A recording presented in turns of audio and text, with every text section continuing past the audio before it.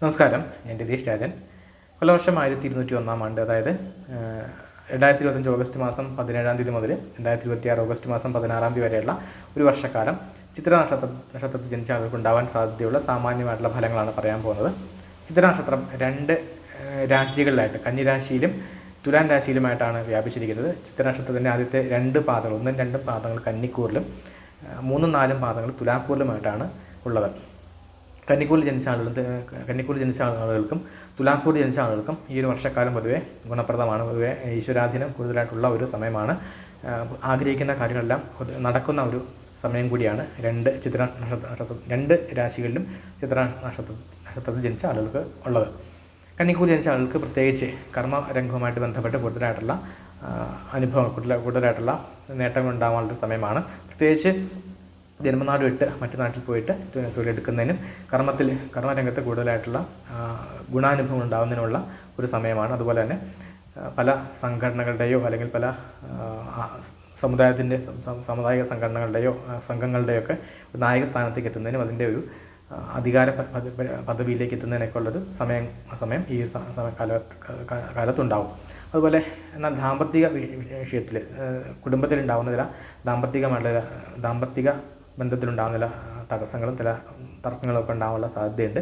അതുപോലെ തന്നെ വിവാഹ ജീവിതത്തിലേക്ക് കടക്കാൻ ആഗ്രഹിക്കുന്ന ആളുകൾ, വിവാഹം ആലോചിക്കുന്ന ആളുകൾക്ക് ചില തടസ്സങ്ങൾ ഉണ്ടാകാനുള്ള സാധ്യതയുണ്ട്. പ്രണയബന്ധവുമായി ബന്ധപ്പെട്ട് പ്രണയത്തിൽ ചില തർക്കങ്ങളും തടസ്സങ്ങളും ഒക്കെ ഉണ്ടാകാനുള്ള സാധ്യത ഈ ഒരു സമയത്ത് ഉണ്ട്.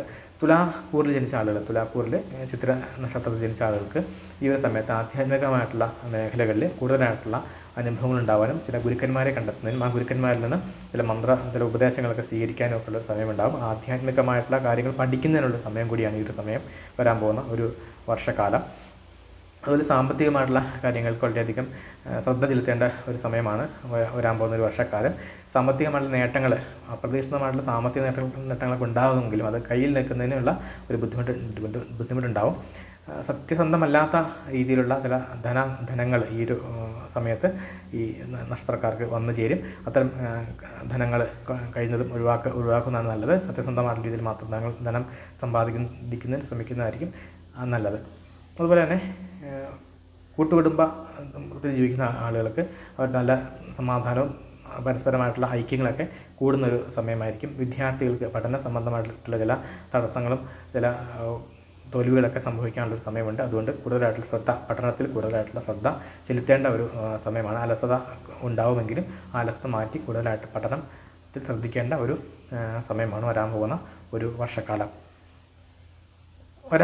അടുത്ത ഒരു വർഷത്തേക്ക് ചിത്ര നക്ഷത്രക്കാർ ദോഷഫലങ്ങൾ ഒഴിവാക്കുന്നതിന് വേണ്ടിയിട്ട് എല്ലാ മാസവും പക്കപ്പിറന്നാൾ തോറും ശിവക്ഷേത്രത്തിൽ ധാര, പിൻവിളക്ക്, മൃത്യുഞ്ജയ പുഷ്പാഞ്ജലി നടത്തുക. അതുപോലെ തന്നെ ശ്രീകൃഷ്ണൻ്റെ ക്ഷേത്രത്തിൽ പാൽപ്പായസം, തൃക്കൈവെണ്ണ, ഭാഗ്യസൂത്രങ്ങളുടെ അർച്ചന, ഇത്തരം വഴിപാടുകളൊക്കെ നടത്തിപ്പോരുന്നത് ഗുണപ്രദമായിരിക്കും. ചിത്ര നക്ഷത്രത്തിൽ ജനിച്ച എല്ലാവർക്കും ഈ വർഷക്കാലം ഐശ്വര്യപൂർണ്ണവും സമ്പൽ സമൃദ്ധമായിരിക്കട്ടെ എന്ന് ആശംസിക്കുന്നു. നമസ്കാരം.